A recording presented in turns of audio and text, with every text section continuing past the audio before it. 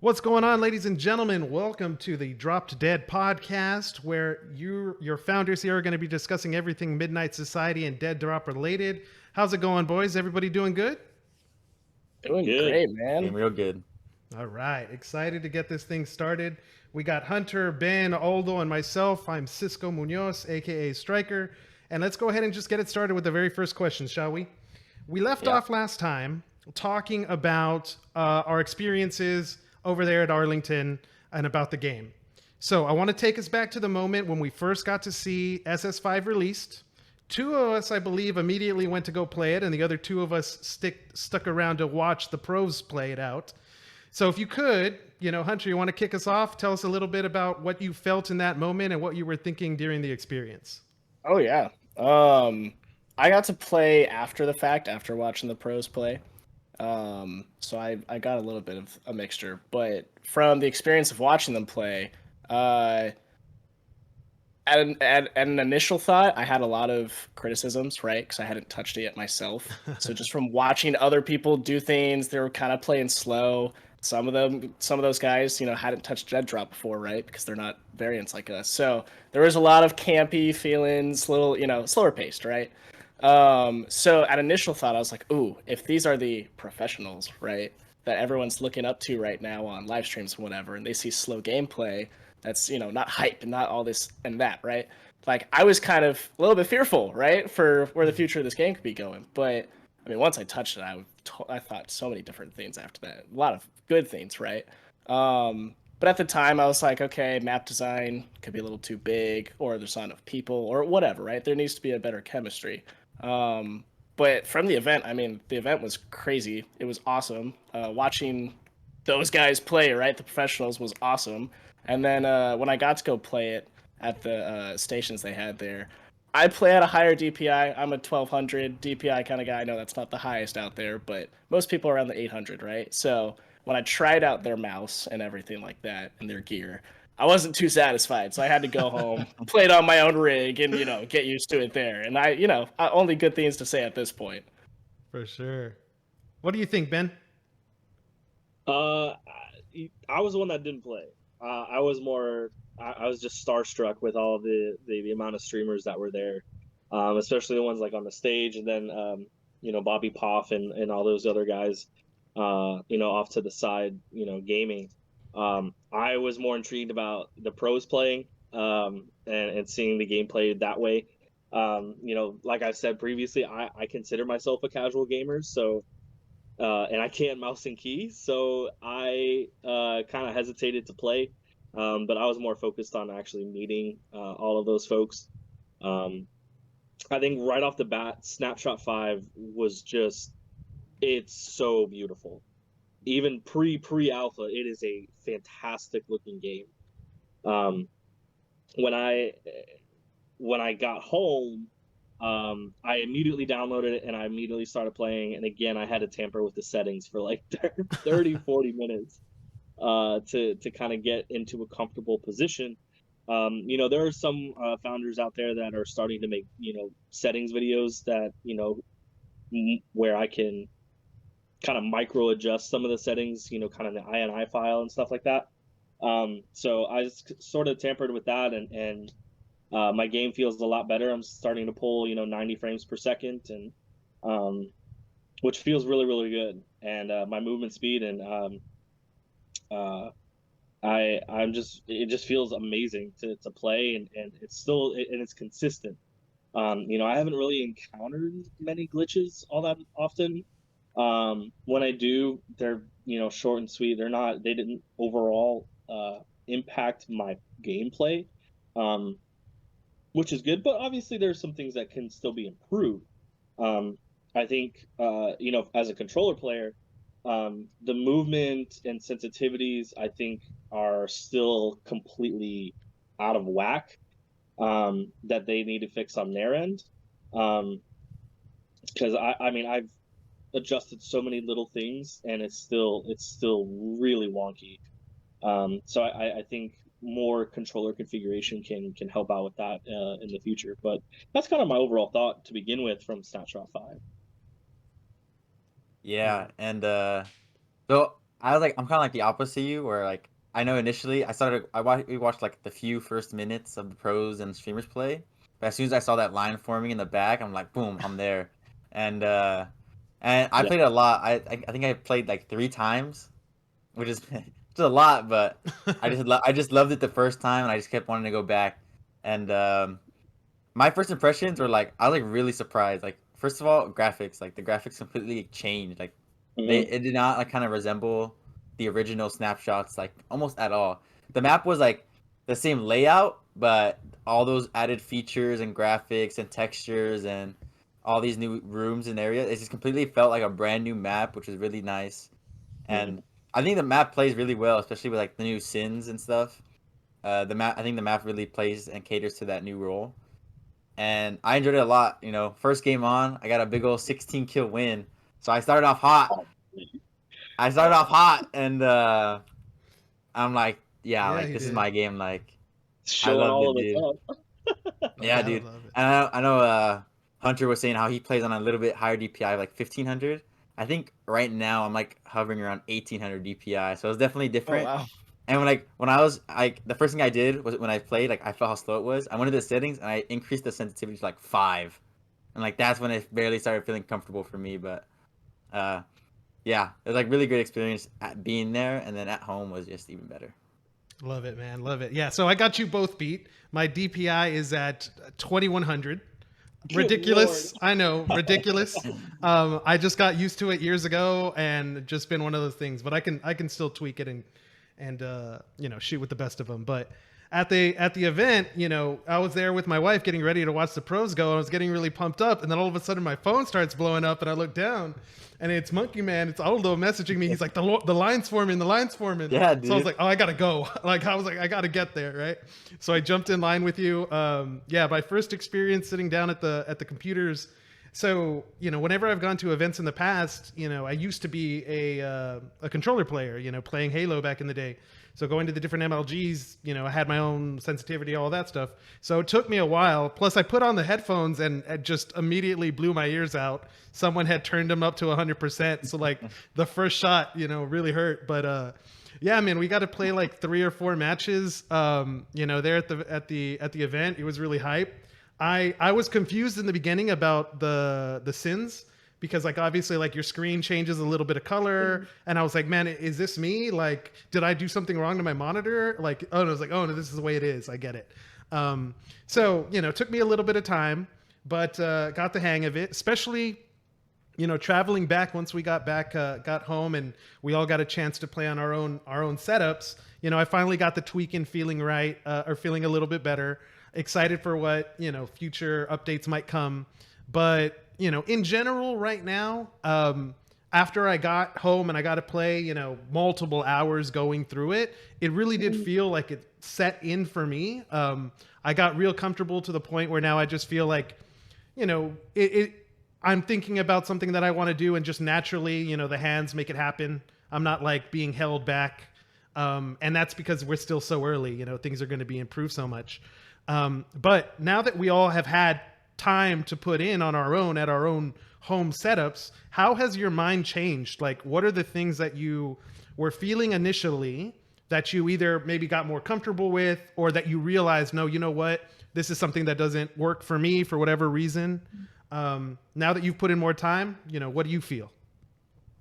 I have a little bit more to talk about like at the event. Oh, go for it. That filter you were talking about, with like the sin filter. Personally, I hate it. Like especially near the end where like everything's really high, and so the like the sunrise, I don't know what it is, like that light like outside the map, it like becomes really visible. That like texture, like with that bright orange reddish, it like completely blinds me. So when I'm trying to look at someone and they like try to silhouette themselves behind it, I like almost go blind. So that's like a little pet peeve. But I feel and you. another thing, I know Cisco, he was like right behind me as soon as it happened. My last game, I think it was like the third game on the Oh, computers there.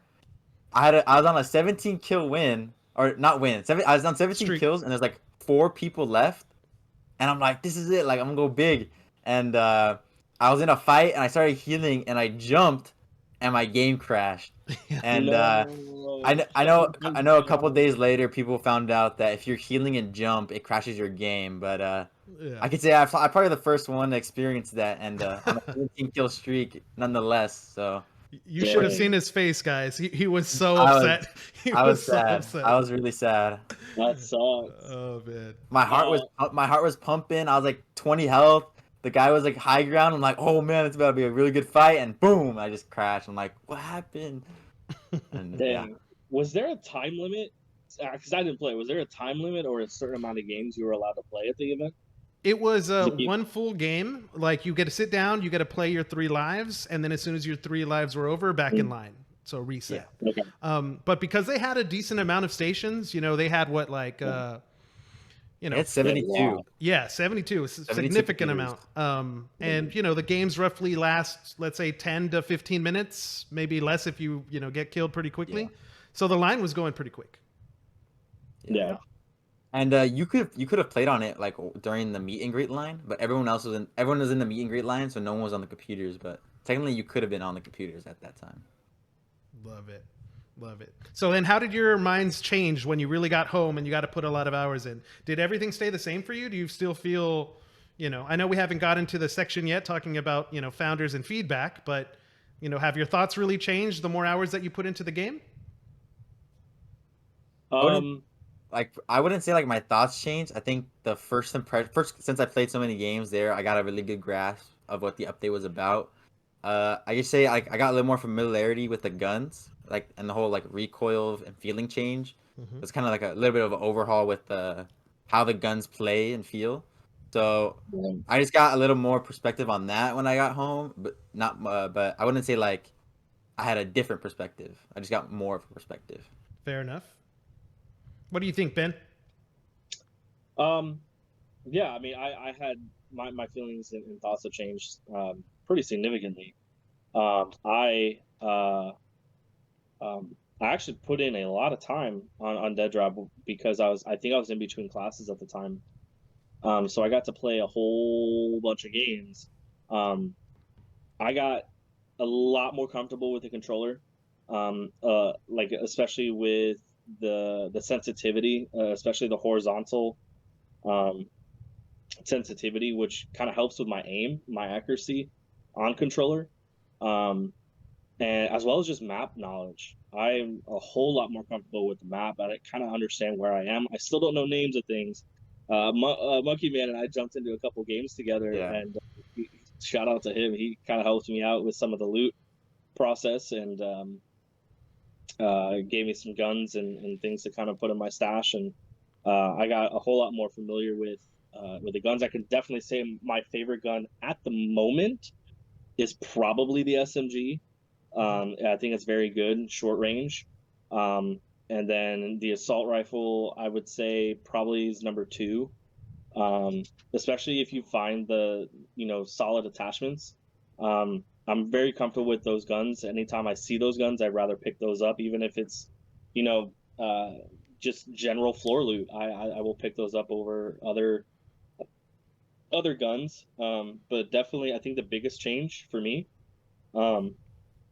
has been map knowledge. I'm a whole lot more comfortable with the map in general, as well as the flow of gameplay. When the freeze starts, I understand kind of where I am and how fast the freeze is coming. So, yeah, it's just definitely a whole lot more comfortable for me in general compared to where I was, several months ago. Love it. Love it. What about you, Hunter? How are you thinking? Well, I'm just thinking I'll piggyback off of both of what you guys said because it's about the same for me. The fundamentals, right? How the mouse feels. I kind of touched on that earlier with DPI and whatnot. Map knowledge. It's an advanced version of the proving grounds. So we're kind of familiar with the layout, and then we got to see the intricacies that were introduced. And so that was kind of neat going over areas that you've been before that have been changed. I don't think I had too much of a change in perception. The respawning, the sins, right? That was the biggest thing that I was kind of like, ooh, I don't know if I like this or not. And so when I got home and I was able to play it and feel confident with it, especially rushing back to your loot, trying to gauge fights again, having that second Yeah. life. That gave me a totally different perspective on, I guess, gameplay in general. But as far as everything else, I mean, it's map knowledge, the fundamentals, all the other stuff combined. I mean, it's enjoyable, but nothing like game changing other than the respawns. I like it. I like it. Well, in general, once I got to play on my end, when I was starting to think a little bit more about like the feedback about submitting information and just what my general thoughts were, the more time progressed. Obviously, the fact that we have like new stages of extraction feels really good. I really do enjoy it. I love how it funnels players into specific combats at certain parts of the game, a certain time of the game. I'm going to be interested to see how that evolves over time. Right now we have obviously the zip line, we have the helipad and then the final extraction at the top of the map. I wouldn't be surprised in the future, and I'd actually be pushing for it, if there were ways to potentially maybe not extract your whole self to get out of the game completely, but maybe just to extract one weapon or one item, different ways to be able to feel like, I would get in these situations where I would be, because of combat, it forced me to one area of the map, and maybe the helipad is just too far away. I'm not in a good spot for whatever reason. And I found that, yeah, so it gave me the feeling of, I wish I had a couple more options as the game progresses. And maybe we'll see some of that in the future. Maybe we won't. But those were some of my main thoughts in terms of feedback. Obviously, the sensitivity, how the game feels, movement, and picking up weapons were some of the things that I put in my feedback when I was submitting information. I'm not sure if you all had anything specific that you put in for feedback that you haven't brought up just yet before we jump into another topic. Anyone? A little bit about the movement. So I really like how they evolve the movement in terms of when you put your gun away or holster your gun, the increased movement speed. I personally really like that. I think I prefer that more than just an increased movement speed with your gun out, because then you get like situations like where like Call of Duty is right now, where you get these insane movements and this guy's holding a huge gun and he's just squirming around, and it's just like not really fun to play against or just play in general. But when you take away his gun, then he can trade in that gun for increased movement, but he's not gonna be able to really fight back. But he gets that increased movement. Yeah. So I really like that. But with the movement, I feel like you can't really like look to your side. You can't really look around while running, which is like a big thing I do. Like when I'm running, I really like to look around. Like my head's always on a swivel when I play. Like I never just look straight and run unless I know there's it's like a 1v1 and he's right in front of me. So what I find myself doing is when I'm running and I want to look somewhere, I have to jump and then like do a quick flick to look to the left and then keep running, or I'll just come to a stop and then you're walking so slow that if anyone's looking at you, you're kind of like dead. Yeah. So maybe like a free look feature, kind of like PUBG or like these other battle royale games where you're allowed a free look while running in one direction. Maybe like something like that.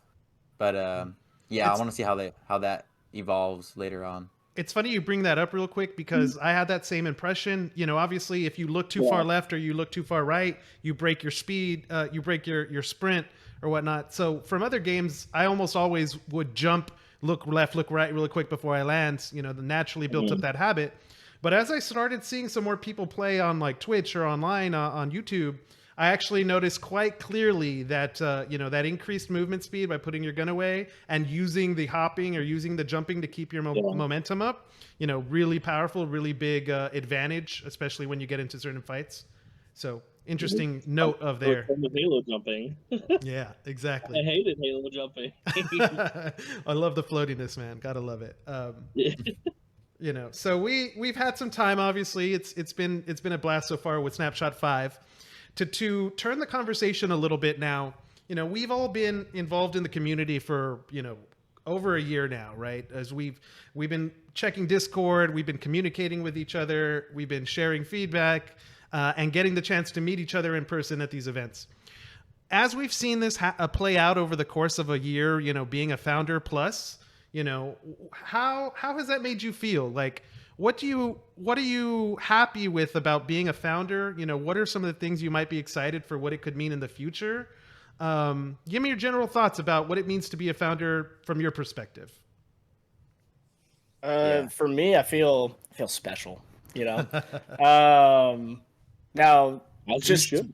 just to preface though, being a founder does make you better than anybody else. We've got claws now. Just because we're founders, we're not better than the claws, right? We've just maybe been around a little longer, so we have that knowledge, right? Maybe a little more experience in some areas, but not better by any means.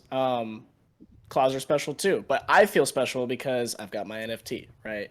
I feel special because I got to go to these events and had that opportunity, right? Like that door was open for me because of being a founder.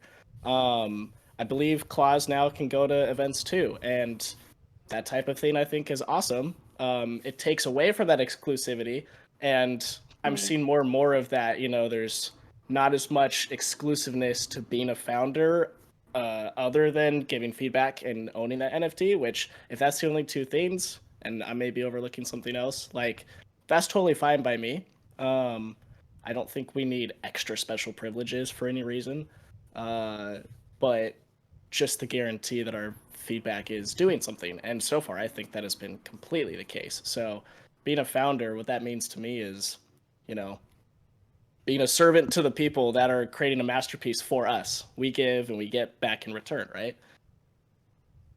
I think to me, I completely agree. I feel like that's very special feeling in your heart that you are one of the founders of this, what will be an incredible game when it's finally finished and polished off. And um, I kind of am on the same page as far as losing that sort of exclusivity per se. Like you said, Hunter.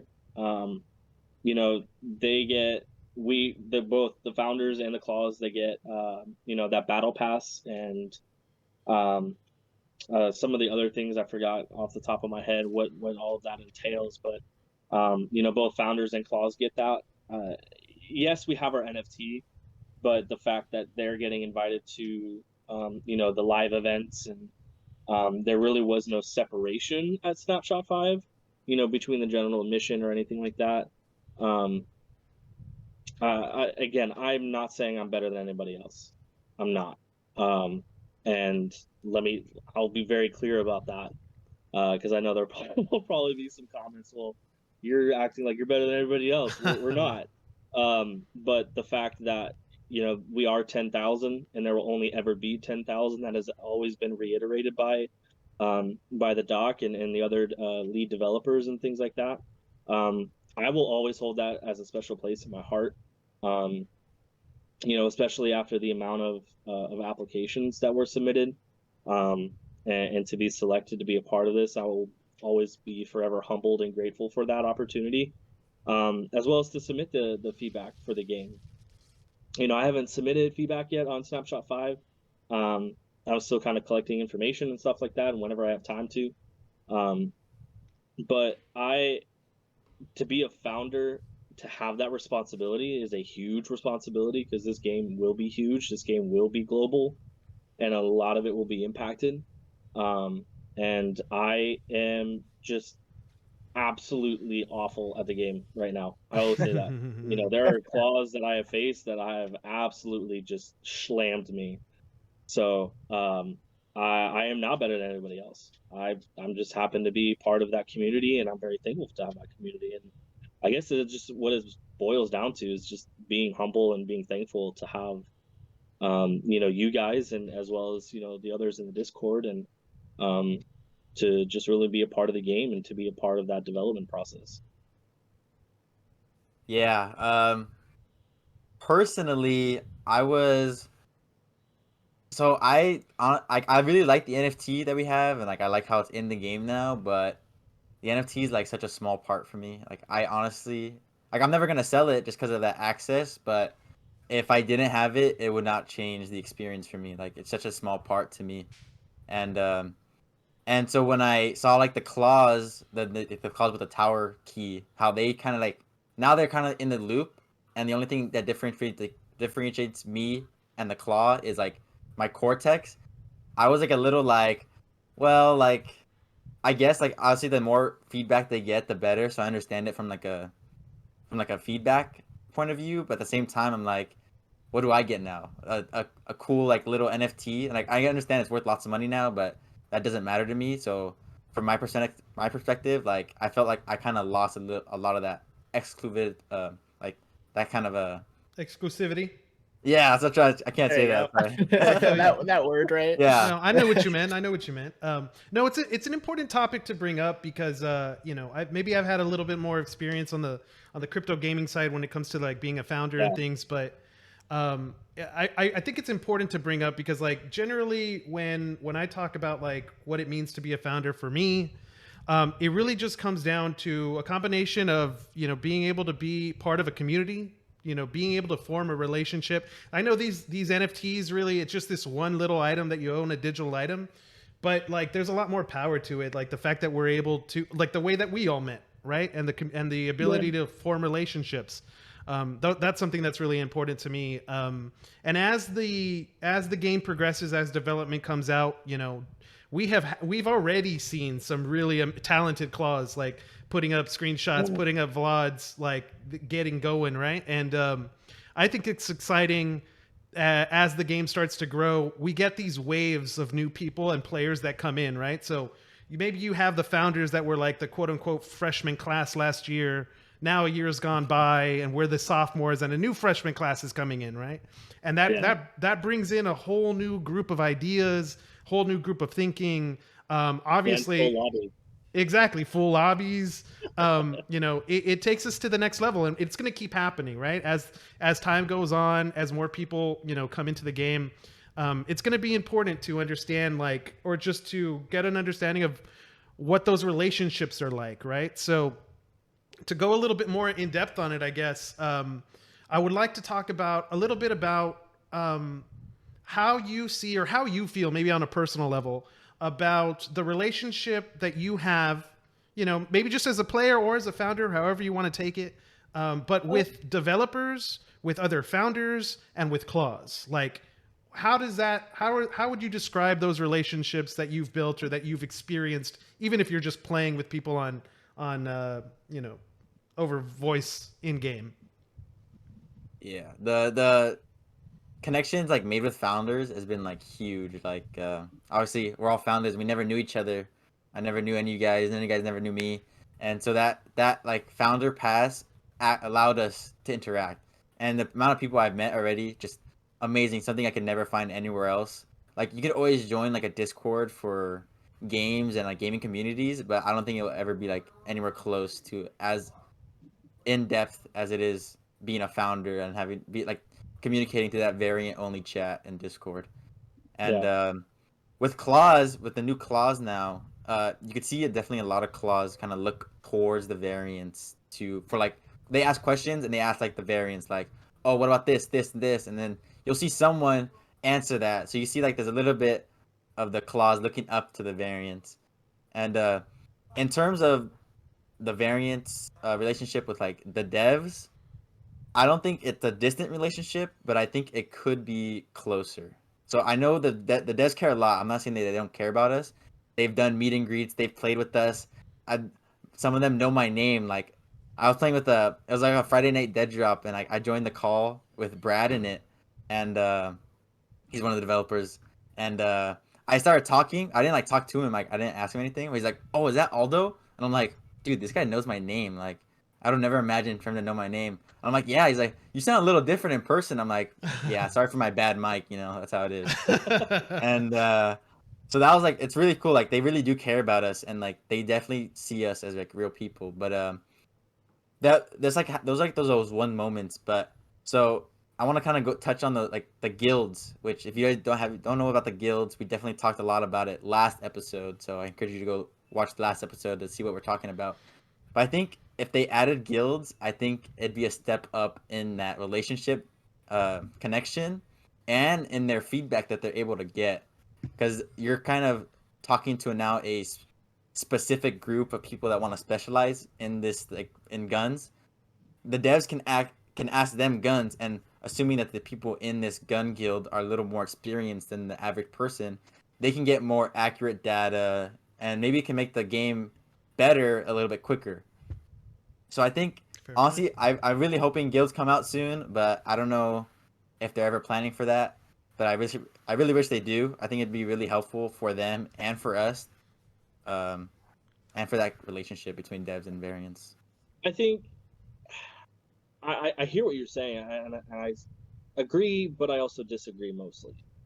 I think if you were to add guilds or even clans, almost, I guess we would have to basically define what the guild is, what a clan is. You know, I'm part of a clan in Destiny, and you know, we're about 40, 45 strong, but there's probably only about maybe 15, 20 really active players. But you know, there are other, you know, things like I've seen on Facebook and Instagram about people posting, oh, I need a clan, I need a guild, and well, you have to learn this, you have to be this good, you have to have this strat, you have to have this in your stash, basically, and you know, this specific piece of armor, and so forth and so on. I think that could create a sort of separation. If we were to implement that right now in Deadrop, I think that would kind of further separate claws and variants and devs. Because you will have, you know, whether they're variants or not, you will have some of those folks who will have those specific limitations and that exclusivity within their clan or guild. So I think we would have to, I guess what I'm saying is I would like to define what guilds would be, how they would function, who would oversee them, you know, whether it be a variant or two variants, and so forth and so on, or would you have kind of basically a free for all? You know, anybody can create a clan, anybody can create a guild. So Good points. I sort of, yeah, but I see what you mean though. I agree, but I also mostly disagree with that implementation right now. I'm not saying do not implement it now, or at all, just not right now. I think the beginning stages, you know, everybody should be collaborating with everybody, and to kind of feed off your point with the relationship with the developers. You know, like I said in our last podcast, there's a lot of things happening in my personal life where I'm not able to collaborate or game as much as I want to. So my relationship with the developers is little to none, but that's not their fault. That's not my fault. It's just, you know, life happens. Part of life. And correct, exactly. So, but I will say from the few interactions that I've had, you know, I had some issues with the game, and I put in, you know, a ticket in Discord, and oh my gosh, the response was instant, and you know, hey, we'll look into this now, and boom, you know, what, a couple hours later it was fixed. It was kind of midday. And especially with the interactions I had at Snapshot 5 was phenomenal. You know, I can really tell that the developers are very genuine in wanting to create a game that we love. And, you know, I forgot who said it, but creating, it was at Snapshot 5, creating a game in this manner is so much more difficult for us as the developers. But it's what we want to do because it's what the community will build together and create and modify. And that's kind of going back to our previous point about being a variant, being a founder. We have that responsibility to make sure that the game is what the community wants. So I guess I'm talking a lot again, I know. But let it out, baby. Just, let it out. Yeah, it's just like, I guess that's kind of my overall feeling about the relationship between the developers, that they do genuinely care, and they're very active in the Discord, you know, at least the Night Command.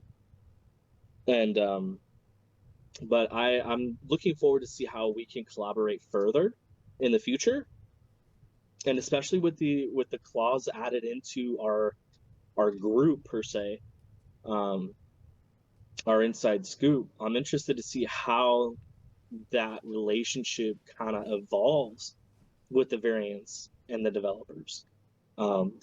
Just to quickly clarify about what I mean by guilds. So it wouldn't be, when I mean by guild, it wouldn't be anything like clans that you can make. So they wouldn't be player made, they wouldn't be variant made. Okay. They'd be like official things run by Midnight Society. So there'd be a specific number of guilds that cannot change unless Midnight Society themselves change it, and Mm. like it'd be kind of a thing you want to be in. Like they wouldn't push you in a guild if you don't want to be in a guild, and I wouldn't think that they'd kick you out of a guild for being inactive or like not putting like whole lot of work in. They're like, oh, you're not putting a whole lot of work. We're just gonna kick you out, because then that would create that bind, that like tear in community, because it's like, oh, like you're in a guild and I'm not, like, but I know more than you, so I don't really, I'm automatically not gonna like you because you have my spot. Like when I think I can give better data, so it'd be like, it'd just be like different Discord channels that devs could ask players their thoughts. So I'm gonna paint like a little picture. So right now, when you're developing a game, or like how I picture when they develop a game and they have a new feature, a dev creates this new feature, blah blah blah, and he wants feedback. So he asks the other devs, "Come test out this feature. Like download this file, see how it feels. What do you think?" And I know So the you devs. want to just kind of compartmentalize. Sorry to interrupt. You want Yeah, to yeah. kind of compartmentalize certain aspects of the dev build. Yeah. Right. So like they'd ask another group of devs, like, download this file, tell me what you think. So instead of them sending that to other devs, they would send that to the guild. They'd ask their guild members, all right guys, download this weapon file. What do you guys think of this weapon file? And that would kind of be like what I would mean by guild. And yeah. So I hear I kind of like that concept actually. But again, playing devil's advocate, you're kind of restricting, other variants to that particular weapon build. And therefore you would only have specific feedback only from the guild that would, Right, but eventually probably be implemented in the game. Right, but eventually the gun that feature is still going to be released to the public. It's not only going to be in that guild forever. It's going to eventually be released. It's just that when it's in development, the guild has access to that in development process. Instead of, so like my kind of like problem right now with what they're doing is that I feel like they're trying to hide things from us, so that every time they release a new snapshot, it's like a boom, look at what we did. And it creates like a really cool, like, it's really awesome with, like, especially with these events that they do that with, and it's like a big eye opener and like jaw dropping. But I kind of feel like it'd be better if they like implemented feature by feature and like update by update. So like every week there'd be like an update where they add a new feature instead of them waiting 3 months to add 15 features. So like a hotfix, basically. Yeah, it'd be like hotfixes. Like everyone asks for key bindings. Why does it really take 3 months for us to get a key binding hotfix? I don't know how hard that is, but I imagine that's not the most difficult thing to add. So let me jump in. Let me jump in really quick, and I'm gonna throw it over to Hunter right afterwards. Sorry. Yeah, no worries. No, it's fine. I like listening. I'm gonna throw it over to Hunter really, I promise. But when it comes to like the development aspect of it, like this is an important question, right? And this is why I asked the reason, like, what's the relationship between founders, devs, claws, everything, right? Like it seems like all those talking about wanting to have a little bit more constructive feedback as a founder or as a variant to be able to contribute to the game. I get that and I understand that completely. I also think about it from the developer side of it, and I'm thinking like, look, this is a team, that started off with only a group of maybe 4 or 5 people that has now grown to maybe 50 plus developers as they've gotten funding, as they've moved forward, right? So this team has a creative vision that they are trying to execute on, and the more cooks you have in the kitchen, the harder to execute on that vision, right? So it's this balance between the two. They obviously respect founders' feedback, which I give them a lot of credit for. But I also know as a gamer, and as I've done consulting with game companies. I'm not a developer myself, but I also know that hey, why don't we just put in this one hotkey or make this one fix to controls?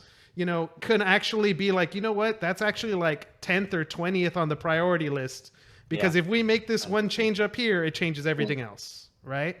But I understand exactly where you're coming from when you're talking about wanting to contribute more. Right. But what do you think about that, Hunter? What are your thoughts on the topic so far? I mean, you're totally right about the priority list. They have a list somehow, some way, and there are things that are of priority, right?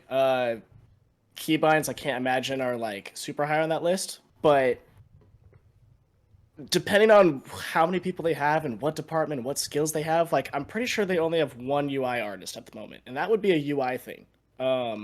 And I'm sure he's working on a lot of different stuff right now, you know, Yeah. because all the stuff that we just received for Snapshot 5 was a big, massive improvement from like even Snapshot 4. So that's all reliant on that guy to then give it to, I believe it'd be the engineers. It may all just rely on him for coding as well, but to then make it so that we have the ability to input a new key and it sticks in the code, right? So it's gonna bounce around between a lot of people. It's got to get past certain people, you know, the heads of each department, let's say, that are gonna check off like, yes, this is okay, and they got to give it to the assurance testers, right, or whatever their position is called, and then it can be released to the public. But if it is in a hotfix like what you want it to be, on a, you know, not on a 3-month basis, but more on a weekly basis. If you want to push that online, you have to then change all your servers, and Alex will go into a crazy mess, right? There is the option of doing things offline, but then any adjustments you do make, let's say it's a new gun, you can't use it against people. You could maybe go throw it in the firing range if that comes back, and then you can shoot something and you'll see the numbers pop off, and then you go, okay, this is how much damage this does. That may be a good way of going about it, but you don't have the access to doing it online. If you go that big of scale to now, 20,000 people, you have to change it across board for all the servers. The other thing about that is, with the guilds, right, to my understanding, it was like, here's your smaller group, like let's say 500 variants get to be in this guild, and they get their own snapshot. Like everyone's on Snapshot 5, but the guild is on Snapshot 5.1, and we'll update 5.1 into 5.2 into 5.3, and then they'll get to 6 at the same time as these guys at 5 also get to 6, right? Yeah. Like, I like that model. It gives exclusivity to those people, right? Those founders. So you got founders that are even more exclusive now, or whoever, right? I think there's also the method of just saying, we're going to cut you 4 ways. Sign up on, you know, what quadrant you want to be on. This quadrant is specifically guns. So we want feedback on everything, but because you signed up for the guns quadrant or guild, right, we want you to mostly give us feedback about guns because you feel the most confident about that. And then you have the level design guys, and you have the whatever. But they could also guys, hyper right? focus on that aspect. Exactly. And I love that concept. I love that. And then you would just rotate. Yeah, that's why I like the idea of guilds so much. And totally ties in with what Aldo said about like the Discord, you know, just have those 4 sections. And yeah. I have the freedom to go anywhere in the Discord and type whatever I want, give feedback. But because I've got that, let's say it's a role in Discord, I've got the tag that says I'm the weapons guy, I'm going to have priority in the weapons discussion, yes, where they go, oh, he's in our weapons guild, let's focus on what he's saying. That's exactly. I like that model. I think that's probably better than giving that extra exclusivity, right? I like that concept. I think if you can divide everyone evenly and weed out, I mean, not weed out isn't kick people out, but just be able to focus on who is active and who is not active, that's going to be super beneficial, because then the dev of that department can go, here's my group of guys, here is my section, and here's the people that I'm going to discuss with the most. Exactly. Yeah. I like that model. Yeah. So you could eventually, I'm sorry to interject, you could eventually, like, even if you were to split it 3 ways, you have 3 months between snapshots. You can rotate it on a monthly basis. You could. Weapons, map, functionality. You know, just picking a name out of the sky, and you can rotate that, and then you know, each guild gives specific feedback and hones in on that particular aspect of the game, and then by the end of Snapshot 5 per se, everybody gives overall feedback again about the state of the game. You know, I don't know. It's an interesting concept. It really is. It really is. Yeah. And I think what the key is here, you know, we're all throwing out our ideas. This is speculation about what we think. But the key, you know, if I were to summarize it, the key points here really are that as a variant, you do feel like you want to contribute more in a tangible way. That's obviously one. Number two, how is that relationship again going to evolve between the developers, the variants, and the claws, which is one of the reasons for the previous question. And then three, when we talk about guilds, it really does start to bring up the conversation, I guess, of responsibilities, right? We start to talk about you're signing up for taking on an added role, trying to contribute in a specific way, right? Now, I have my thoughts on what guilds are going to be, and I'll throw them out there here shortly.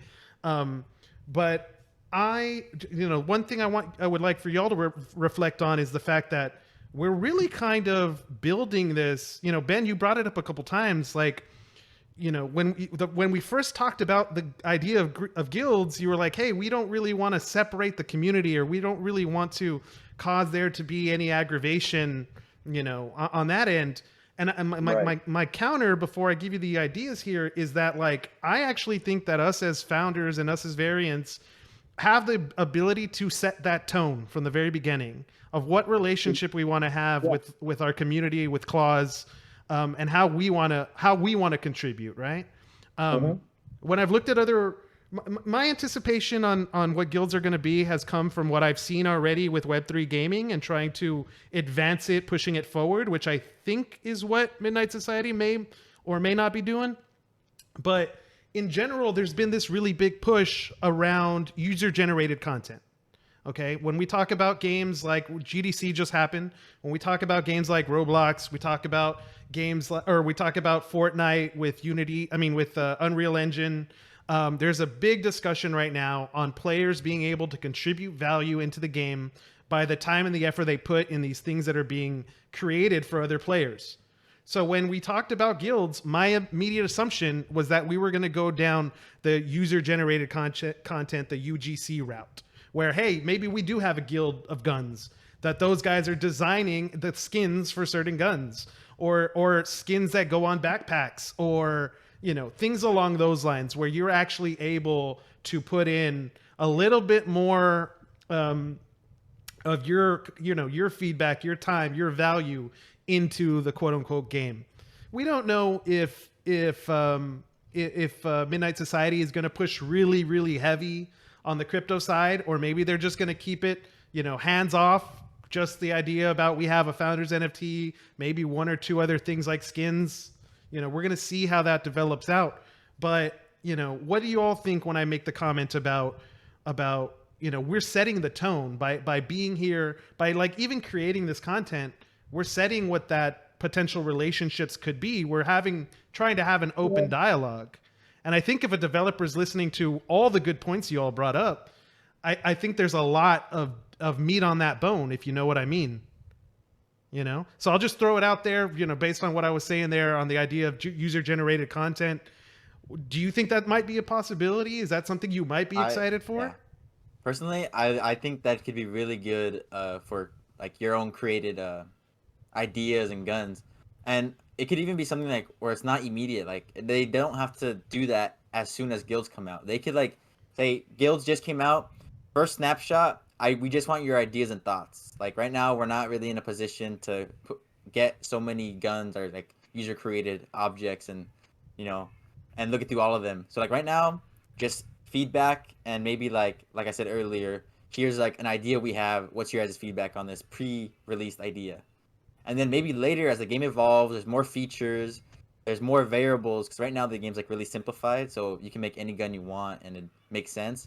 But later on, it cannot be like that, or like now the gameplay idea is really scoped in, where now we kind of want to see what your guys' idea on weapons could play. And so I think user generated like ideas and guns could really come in as a really big role, and it doesn't have to be right now. It doesn't have to be immediate. I can really see the idea just being alive later on. I'm not like pushing for it to be like I want to show my gun right now. Like, yeah. Fair enough. Yeah, I think as soon as you said skins striker, my mind started racing. And my immediate thought went directly to how CS:GO is doing. Mm-hmm. There are uh, countless. I barely know anything about CS:GO. You know, I watch a lot of like the real competitive like pro player tournaments on Twitch. Um, but how the game functions, like the price of skins right now are over $100,000, just unreal to me. But correct me if I'm wrong, and also let me know down in the comments if I am completely way off base. But there are certain skins that are user developed, that were submitted as concepts, and I guess the CS:GO team created stuff based on that concept. And again, I could be way off base, but No, I thought I saw a video about it yeah, earlier. I think not too long ago there's like a competition where people would post their ideas to the Yeah, workshop, and then the most upvoted skin idea got yeah, implemented somehow. Like I don't know how, I never like followed it through, but I know yeah, there was definitely some sort of competition like that. yeah. So I would that would be really cool to see, you know, the more skins added, and that could be kind of more user defined, you know, gameplay and stuff implemented by the users. Um, you know, we don't have many guns right now, so you know the possibilities are endless for the amount of skins. And you know, I would love to see kind of other guns to be implemented, and there could be stuff in the works. I don't know. You know, there could be like a trace rifle like they have in Destiny. There could be uh a rocket launcher. There could be who knows, but you know, those are all skins that can be developed, or gun concepts that could be implemented based off of a user's thing. Um, so I think it'd be really cool to see that collaboration and that risk taking on the developer side to kind of create that concept. But I don't know. I think that would be kind of cool to see how the users kind of invest in their own game. Um, so, you know, my wife is playing Fortnite right now, and you know, she's playing one of the new maps that were created by users. So I think it's a really cool concept based off of, you know, the it was the Unreal Engine 2 update. You know, the creative side is, I think, is what they call it. 5.2. Yeah. So you know, it's really cool to see how people are creative. You know, they build COD maps in Fortnite now. I think that's cool. I think that's awesome. And then they So got struck down. yeah. They got caught. They ended up getting copyrighted. So Oh, did it really? yeah, all the Call of Duty Dang. maps. Some people made zombie maps too, and they got copyrighted. Oh, Darn. So Well, I they're guess all that's another gone. thing you got to think about if yeah. you were to kind of make this collaboration. But anyway, what do you think, Hunter? UGC. I mean, you just said it. Like the biggest thing that I am most excited about is maps. That's my bread and butter. I like level design. It's what I'm trying to get a job in right now. I I love map design, and so when I saw that maps was one of the three themes that was, I think maps was on the bottom of those three themes that we saw at the event for the UGC, right? I ran that by one of the devs, and he was like, I don't know what to tell you. Like, we're not that far into even knowing what that means yet because we've only really talked game modes. Like, we wanted you guys to not only have to play an extraction game, we wanted to let you create capture the flag, team deathmatch, anything traditional that you wanted if you wanted to make it. But it goes as far as like giving you the assets to make your own levels. It's like, we'll see. We don't know yet. So Yeah. even like the devs aren't fully 100% on um, what it is that they want to do. Obviously, they got plans for it, right? Because they announced it and they've got some guidelines. But I'm almost curious if they're waiting to hear feedback from the community, like what we are anticipating, so they can go, okay, here's what the community is anticipating. Let's, even though we've got our own like guidelines, what we want to do with it, let's start shaping it this way, right? Right. And I mean, that's why we have this. That's why we discuss it, because they're going to listen to this and go, oh, these four guys like this, right? So let's see what the rest of them like. But I mean, comment down below. What do you think of UGC? What do you Yeah. want to see out of it? Because we are the platform. Use us. You know, the devs are going to look at this. I Yeah. promise you. So Yes. throw stuff in the comments, and they're going to see that too. We are the voice. Absolutely. Absolutely, absolutely. You know, as we get towards the end of the podcast here, we're going to be winding it down. Want to jump into one last little topic here, and we kind of all touched on it here in this last round that we did. You know, we talk about the idea of, you know, you contributing into the game. We talk about you either putting in your time, and obviously your time is valuable, but you know, potentially putting in your own dollars, you know, into a economy that could come in the future, whether it's buying skins, buying game passes, you know, battle passes or whatnot. So as these features get rolled out, and we're I would guess we're not there yet, you know, maybe a year from now, who knows? But as these things come out, you know, there's been discussions of having founders and variants be the very first to potentially participate, you know, in some of these, whether it is joining a guild, joining the Eyes, or you know, maybe something that's about to be announced in the future. How do you feel about that? You know, Ben specifically said it, you know, head on. You know, the developers are taking a risk by allowing this type of feedback into the creative process. You know, variants may be putting in their own risk by either contributing their time or capital into the growth of this game. Do you think that that's like, how does that make you feel? Are you the kind of person that is like, hell yes, I want to contribute, I'm going to put in that time and that effort regardless? Do you want to see maybe how other players do it first and then react to that? You know, or maybe you're strictly, you know, I want to be free to play player as much as possible, and I just want to experience what other people build. You know, what are your thoughts as an individual, and what do you think the rest of the community right now feels like? So personally, I don't know how I feel about the whole like being able to put in your money and get out loot that's better than others people's, or like I think the closest thing is like Tarkov, where I would think it'd be like an in-game currency, where like maybe I honestly I don't know like anything about like kind of the Web3 Fair stuff, enough. or how those features work.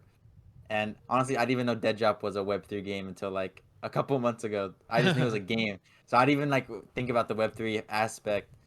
And so like personally, I would just only like to see kind of like a Tarkov implementation where it's an in-game currency that you can only earn like in-game, but that in-game currency can be used to buy things from other players. You know, But the then stuff that again, you need. yeah, but then that wouldn't really open the idea of like putting in money and maybe like getting out money. So I don't know how that would work. Fair enough. Hunter, you know. I have so many different ideas about this. I could talk about this for a Racing while. too. Yeah, this is going to definitely be a future discussion on a future podcast for sure. But just Yeah. generally speaking, what's your gut saying right now? Let me just go with one of them then, and I'll talk Tarkov because that was one of the things I was thinking about. I think I had mentioned this before. I think it was in person when we had talked, all the four of us. But being able to use, so instead of the in-game currency like Aldo was talking about, where you'd buy that currency, let's say like you're buying V-Bucks in Fortnite, and then you go buy a skin, Yeah. right? Mhm. Sure, you can buy that currency, but then you get that it's almost pay to win at that point. Exactly. Which I have an issue with, obviously, right? So I think a way to counteract that, which still feels pay to win, is instead of you buying the currency, you're just buying the item. And that item, it has a limited amount on the market. But they have to cap that somewhere because you can't just buy the best armor that's $50, right? Exactly. And someone else doesn't have $50, right? So I mean, if we're talking like pennies, like we're talking very, very low amounts of money. Or if you have to, let's say, transfer money into Ethereum, and we're talking a 1/1,000,000th of an Ethereum, right? Like it's a very minuscule amount of money to buy a whole case of bullets. Like if we're just buying bullets, I don't think that's too pay to win because you can find it around the map, or you can skip. You could be a little lazy, let's just say. You can skip having to run around for a couple of minutes, and you can just buy ammo. I don't think that's too much of an issue as opposed to like buying a gun that's really good or buying armor that's really good. So I think there's ways to implement you pouring money into the game and getting something out that's still balanced. I have many other ideas about that, but in general, like that's kind of where my head's at, I guess. Okay. It's a good primer. Good primer. What do you think, Ben? Question for you, Yeah. Hunter. I think it's a good concept. I think the one question that I do have Um, you know, if you go to buy the best armor in the game, and you know, it's kind of risk versus reward. Me personally, I would just hoard that armor in my inventory. So I guess the question that I have would be, would you have a limited amount of that best armor in the world to buy, or is it always going to be available, but the price would kind of keep going up because it's harder to find? I would say that second, the latter, right? You want, talking from the dev's perspective, you want people to pour money into your game. That's how you're profiting, right? In order to make people have that urgency is to limit it. And I mean, you could go as far as having like collector's items. We already saw our gun skins that I got, Our like, a visor little piece of fuzz tags. in front of my face. No, we've got The Arctic the skins? Arctic, yeah, Arctic. There you Yeah. go. The camos on the guns that the founders got, right? But if you went and died with it, it's gone. And so, personally, I never brought one out. I keep them in my locker because I just like looking at it, right? So if you were to buy a gun that has that skin on it and it's more of a collector's item and there's only like 50 of those, sure, you could go breed it in game, you might be able to lose it, whatever. It's still balanced. It's not a better version of the gun. It just looks cooler. So then we get into the cosmetic discussion, right? But I think because it's limited, it's going to make people go, "Ooh, there's only like 10 left. I should go buy one." Right? If that answers your question better. Yeah, yeah, it does. I think I it's know gonna be a we're really almost sketchy out of time. territory. Yeah, And that's I know why we're it's an almost out of important one to time, so discuss. You know? Absolutely, yeah. um, It's just it's like you think this one idea and then you like really think about it. It's like, oh wait, that doesn't work, and oh maybe right. like, this might work. It's like, oh wait, what about this? Mhm. And like those ideas are only gonna evolve as we see more of the game vision. So we can only speculate so much right now. Fair enough. Yeah. I think just my overall thought, and I'll keep this brief because I know we're out of time. Um, me personally, I would not. I'd rather pour my time and effort in the beginning, rather than my actual monetary finances. Um, to see kind of like what you said, Striker, to see how everybody else uses it. I'm a whole lot more cautious about that. In any game on any platform. Um, so I don't know. I guess that would be my opinion. Is I would wait to see how that works. But you know, if you say you put time and effort in, excuse me, you know, if there were challenges in the game, you know, get a jumping kill, and you earn XP for that, and you gain, you know, experience to gain a weapon skin. It doesn't modify the gun. It just looks cooler, like Hunter said. I'm in for that. I'm totally in for that. You know, and it does, you know, obtain money, but it's that 1 millionth of Ethereum, or, you know, just half a penny. Either way, you're still gaining that economy in the game. But it's more of that time and effort put in. Um, you know, it's like what Sim the Tap Man always says: "I'm time in, guys, time in." Time in. And exactly. So I'm all for that. I will put in that time. I will put in that effort. As far as like putting in actual funds, I would wait to see kind of how that pans out. Awesome. That's Awesome. my overall thought. Well, to pretty much summarize, I guess, this little last round of questions, you know, obviously what it sounds like from this discussion of us four, you know, pay to win is an issue that needs to be discussed and to be taken seriously. You know, Mhm. the idea about contributing your own time into a game and or your own capital is something that we're not negatively against. You know, if you were to maybe having the ability to potentially earn for your efforts is something that's intriguing. And Tarkov, you know, it may be a good base model to compare, to be able to maybe iterate off of or to use as an example to grow off into the future. Would you say that's a Right. fair summary? Oh yeah. Absolutely. Yeah. Yeah. You know, the last thing, you know, just just as a note for anybody that's watching the podcast, you know, we're talking about this idea of how an economy might develop into the game. there's the developers coming up with how it will run. There's the players that would be the ones that are actually interacting with it. And then there's the actual tech behind it that actually makes it possible. Well, for something for everyone to be aware of, this past week or 2 weeks ago at GDC, there was a major announcement of a couple of crypto-based scaling solutions. One of them is called Polygon. And Polygon is the development team that helped Midnight Society create the NFTs in the first place. So safe to say that might be their home in the future. Well, Polygon just made an announcement that they're teaming up with the second biggest player in the space, Immutable. So I'm going to be really interested in how this new partnership may or may not affect Midnight Society. And I'm sure down the road, 3 months, 6 months, a year, I'd love to actually get Pluto on into the game and have a economy discussion with him about how all this might work out. But in the meantime, it's simply news that I wanted everyone to be aware of. And I think we had a good episode. Do you guys feel good so far to wrap it up? I have one more thing that I would like to. I want an idea stolen from me because I thought about this and it just reoccurred to me. So we were talking about clans, and I'll make this brief. We're talking about clans, and I was thinking about chess for some reason, right? In chess, some professionals, they will adopt people. Players that they've never heard of, and they want to adopt them, right? They want to make them their apprentice, right? Yeah. I would love nothing more than to see a tournament based around a variant adopting a team of claws. I would love that. Oh, that's you good. have to go pick out like 3 claws, and that's your team, and you're the coach, right? I would love that. So That'd be dope. To everybody, steal that idea from me. Give us a shout out, and let's make that happen because I love that idea. That'll be fun. Yeah, that's a really good one. Well, thank you guys for staying tuned and watching the DroppeDead podcast. Make sure to go ahead and hit the like and subscribe button below. This is going to be all of us signing off for today. Look forward to seeing you all on the next podcast. Catch y'all later. See ya.